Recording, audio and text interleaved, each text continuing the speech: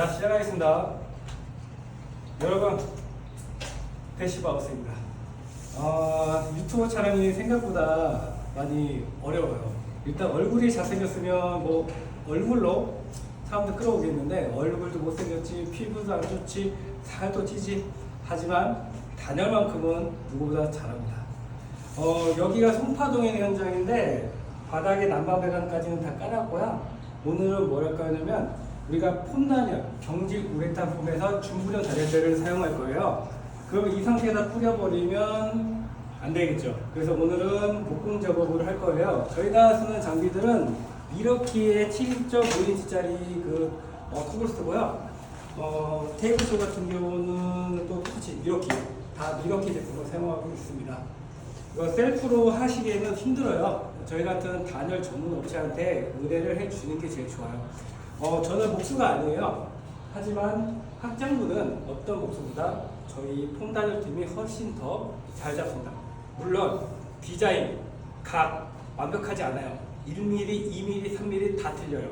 안 맞춰요. 저희는 가장 중요한 걸 맞춥니다. 가장 중요한 게 뭐냐? 우리가 필요한 단열 두께, 그리고 우수관에 통하는 다양한 직관 설비 작업. 이거는 목수들이 흉내를 못 냅니다.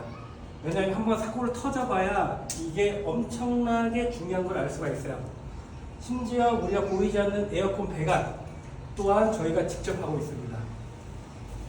여기 같은 경우가 구조가 우수관이 직접 두 개가 있어요. 여기는 옥상에서 내려오는 우수관, 여기는 세대에서 물 쓸 때 빠져나가는 우수관 두 개가 있고, 여기에다가 스탠드 에어컨을 달 거예요. 그러면 스탠드 에어컨 놓으면 물을 빠져야겠죠.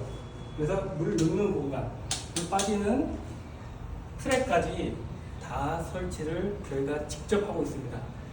단열만 잘해서 되는 게 아니라 보이지 않는 모든 설비, 심지어 전기까지, 전기도 저희가 지속적으로 시공을 하고 있고요. 당연히 전기 면허 있는 사장님이 오셔서 그분 지휘하려 하고 있습니다. 전기 면허 없다고 딴지 보시면 안 됩니다. 저 면허 없어요. 전기 면허. 똑같이 여기는 안방에서 드레인을 뺐어요. 빼서 물 드레인을 바깥쪽으로 빼서 똑같이 여기 핏트랙까지 설치를 해서 벌레 기능을 한 번 더 잡아줬습니다. 저희가 물이 고여 있어요. 그러면 벌레가 넘어오고 싶어도 물에 퐁당 하기 때문에 넘어오지 못합니다. 그래서 핏트랩 설치를 해줬고, 핏트랩의 장점은 냄새도 올라오지 않아요. 왜냐? 여기 물이 고여 있어서 물에 의해서 기본적으로 기밀하게 됩니다. 기밀 방수가 되는 거죠. 그래서 오늘 이 작업을 할 거고, 보통은 여기다가 단내름을 해서 간접을 두는 게 가장 베스트인데, 여기 사장님께서 천장 폭이 높지 않기 때문에 단내림보다는 여기 기존의 천장에서 일자로 가는 걸 원하셔서 오늘은 이렇게 디자인을 할 겁니다. 여기 보시다시피 여기가 직접 외기, 간접 외기. 직접 외기는 말 그대로 외부, 간접 외기는 옆집. 여기가 복도 형식이에요.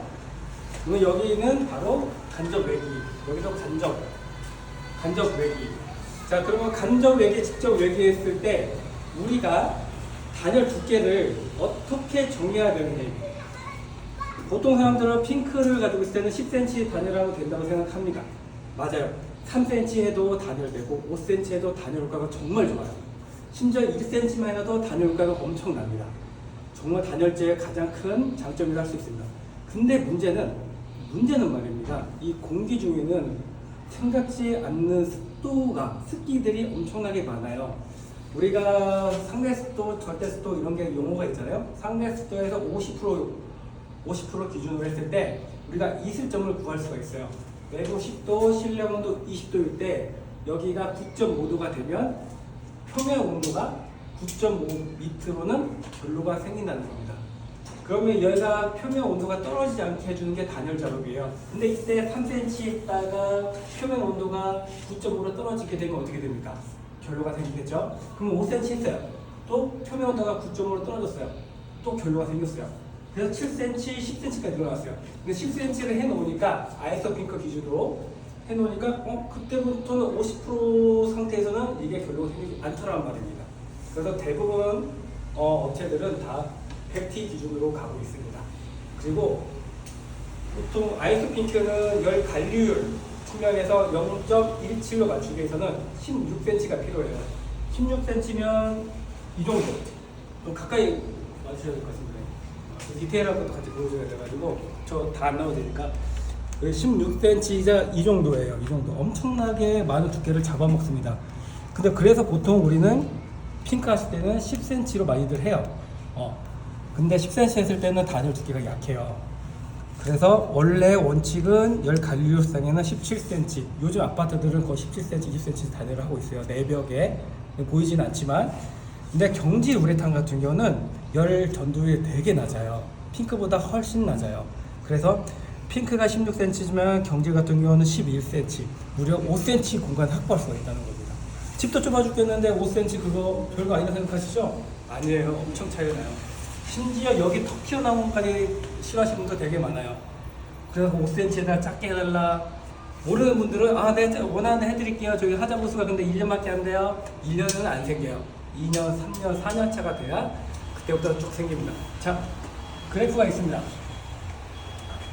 여기가 1년차, 2년차, 3년차, 4년차, 5년차로 두고 그어볼게요. 집이 완공이 됐어요. 신축 건물이에요. 처음에는 결로가 습도가 쭉 올라가요. 이때가 여름.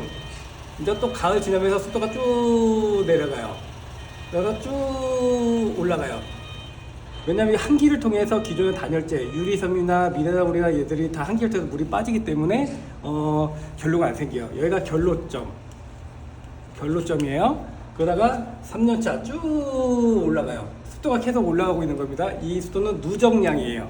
계속 단열재가 습도를 계속 배출하긴 하는데 미미하다는 거예요. 그래서 계속 습을 머무면서 그래서 4년차, 5년차에 올라가게 됩니다.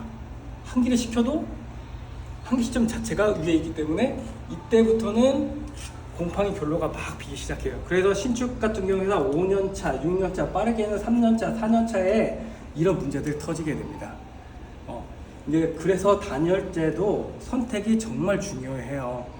저희 같은 경지 우레탄폼이나 아이소핑크는 습도에 가는 불투습 단열재입니다. 불투습 단열재이기에 습도가 많은 아파트에서 사용할 수가 있어요. 반대로 목조주택에서는 쓰시면 안 됩니다. 습기가 나무를 썩게 만들어요. 썩지 않게 그 나무를 계속 순환시켜줘야 돼요. 외부라. 그래서 투습 방생제나 이런 것도 되게 많은 시공을 해요. 네. 일단은 여기까지 끝내놓고 오늘은 전반적으로 이제 설명드렸으니까 앞으로 이런 우수관이 2개 있는 데는 어떻게 공사를 해야 되는지 포인트만 알려드리겠습니다. 자, 우수관 직관 작업을 합니다. 이중창으로 바꿉니다. 이렇게 가벽을 세웁니다. 똑같이 터닝도어를 답니다. 터닝도어를 샤시로 안에 딱 붙입니다. 여기도 우수관을 이런 식으로 하고 여기는 서랍을 만들 겁니다. 그리고 천장은 1대1로 갈 거고 이 모든 걸 제가 공사 끝나고 다시 한번 설명해 드리도록 하겠습니다. 자, 액션!